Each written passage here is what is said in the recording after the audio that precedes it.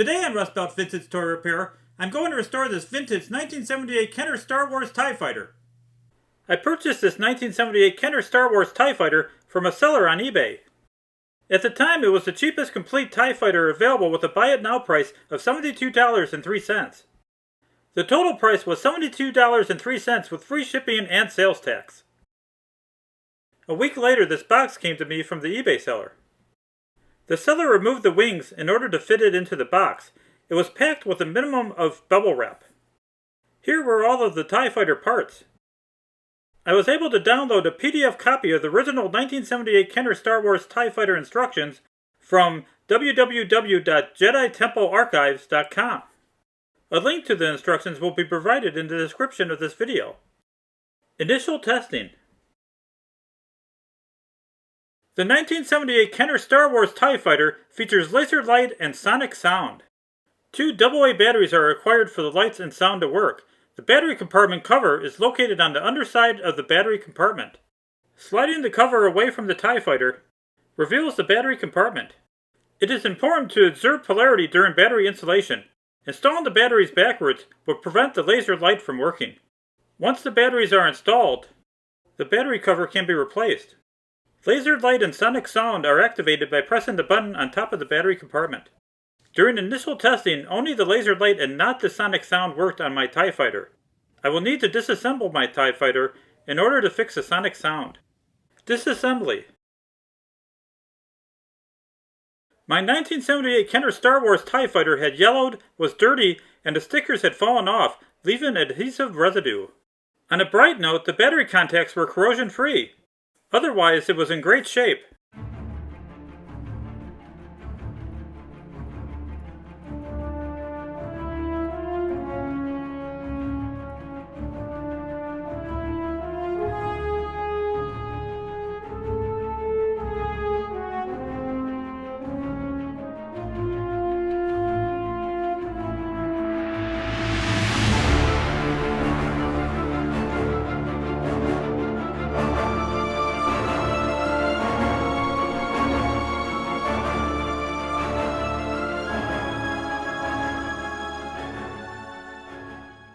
The battery compartment cover indicates that Kenner Products was owned by General Mills Fund Group in 1978.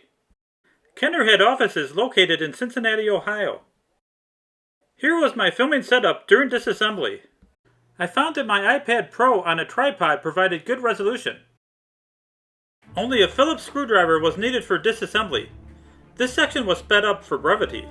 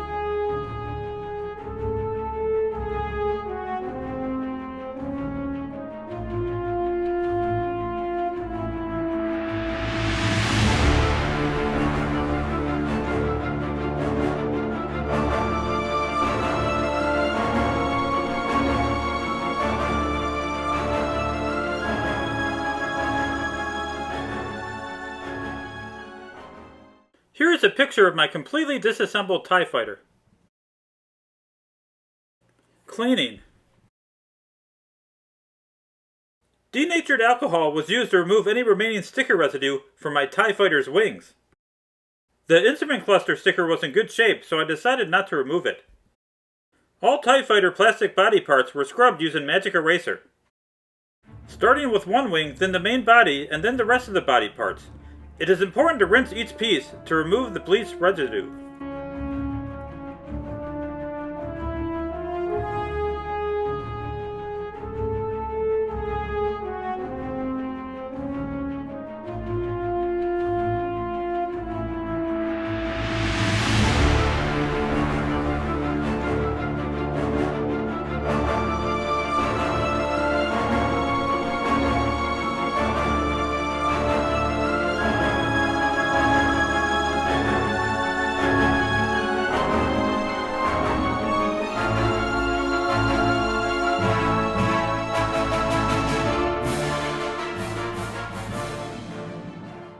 I noticed ink markings on the inside of the battery cover, possibly quality control or assembly markings.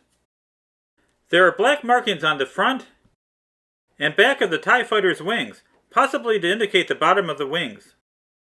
All of the parts were cleaned with Windex, my go-to cleaner, starting with the wings. Q-tips moistened with Windex were used to clean in hard-to-reach places. Then the small plastic parts, cockpit window and seat, main TIE fighter body, and finally the screws that hold it together. The springs to make the TIE fighter's wings fly off were sanded with 800 grit wet sandpaper in order to remove the rust.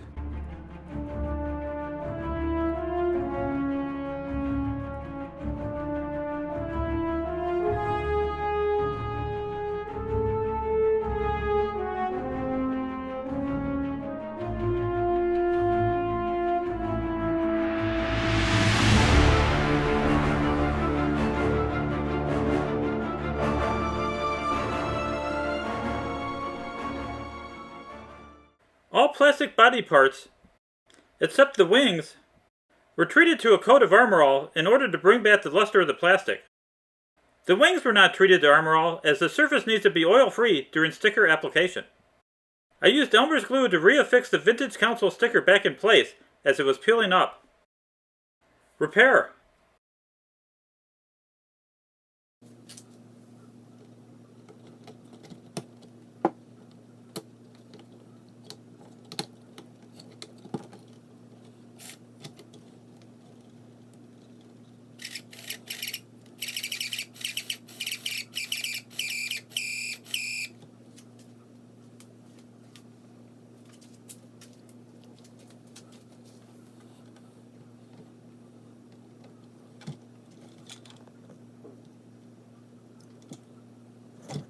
All the DC motor that created the sonic sound needed was a little encouragement to turn and plastic-friendly oil applied to its front and rear bearing. Sticker application. New stickers were purchased on eBay in order to replace the missing ones on my TIE fighter. The stickers were sent via mail. 4 adhesive-backed sheets contained all the required stickers for my TIE fighter's wings. Each sticker was die-cut for easy application. The center of each sheet contains a replacement console sticker. Each body area was cleaned with denatured alcohol before sticker application. I wore gloves so as not to get fingerprints on the stickers during application.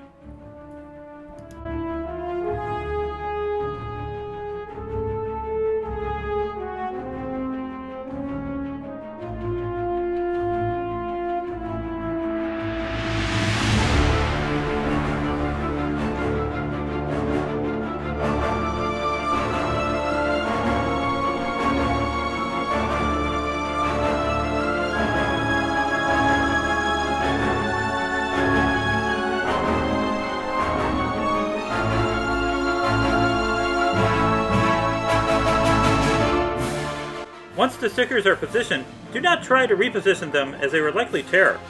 Live with the slight imperfection.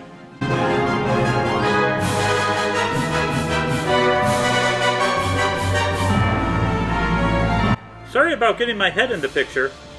I wore magnifying glasses during sticker installation.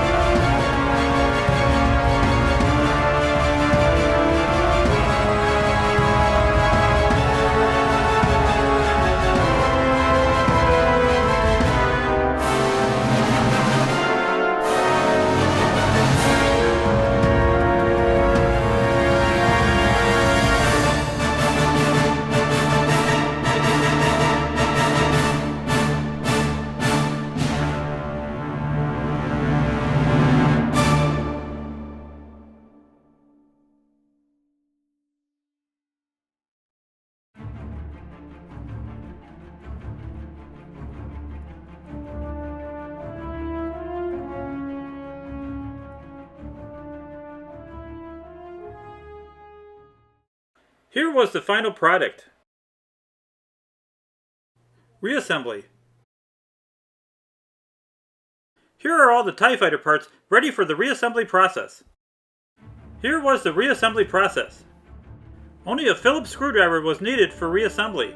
I wore gloves so as not to leave fingerprints during the reassembly process.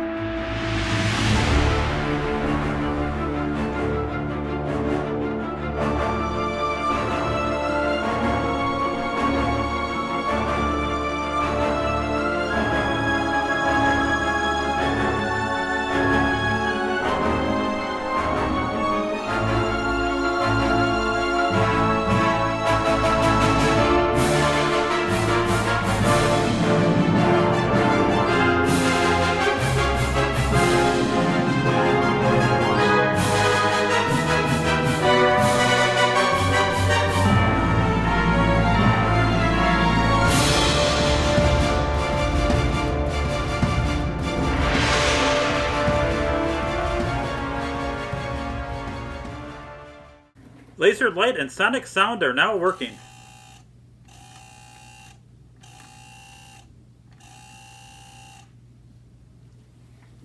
Conclusion. My TIE Fighter is ready to join the Empire. For some reason, the 1978 Kenner Star Wars TIE Fighter instructions show Darth Vader entering the cockpit. Maybe the instructions were made before the Darth Vader TIE Fighter was released. It is difficult to get the Darth Vader action figure into the cockpit with his cape on. The Stormtrooper action figure is a much better fit. Thank you for watching this video on restoring this 1978 Kenner Star Wars TIE Fighter. I would have truly enjoyed this toy as a child. Please like this post and subscribe to Rust Belt Vintage Toy Repair so that you're alerted my future posts.